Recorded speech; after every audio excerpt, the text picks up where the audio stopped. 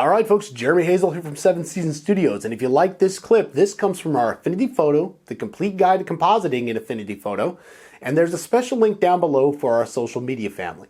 So if you like the clip and you want to learn a little bit more about Affinity Photo and compositing, go ahead and pick up the course at a highly reduced rate for our social media family.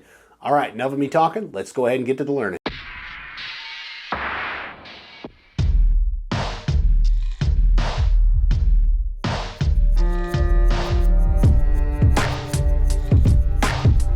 Alright, so one of the things I want to cover here is what makes a good composition, right? Because everybody has a different opinion of what makes a good composition.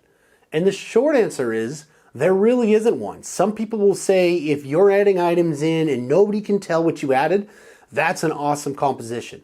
Well, if the goal was to sneak items in and say place a set of keys on side of a bookshelf and nobody can tell you did that, you have achieved your goal. However, some people may say to create a certain mood or to take the viewer into a place that maybe doesn't exist. Or maybe to take the ocean floor and move it into a bottle and then put the bottle on top of a garbage heap, right? It's up to you. So there are really three things that I have found that you really need to keep in mind when doing a composite. One, what is the story?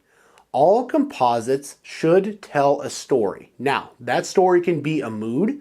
That story can be a narrative. That story can be anything you really want to do. But if somebody's looking at it, they really need to figure out what you were trying to tell them, what they should be getting, what they should be seeing. Now, you don't want to come out and say, the story here is of a girl that has a pet whale that then lives in a bottle on her dresser. That's not what we're talking about. A story might be that a girl has a ship in a bottle on her dresser, and it was something that her father gave her, and it's really the gateway to her imaginary world in which she rides a whale. That kind of thing. So, in a way, you want to really think about your story first, because without the story, it's mere mechanics. That's the first thing. The second thing, pay attention to the rule of thirds. Now, one of the things I like to do when I do composites, I think it's very important. If we lay a thirds overlay down, just like we have here, in Affinity Photo, you'll see that they've got the option for the golden spiral.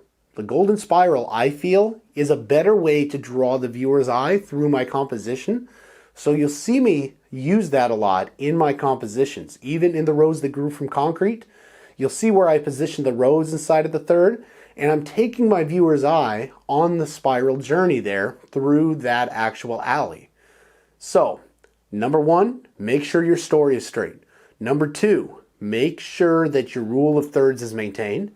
And lastly, if you are moving in a character, the character needs to be coming into the composition.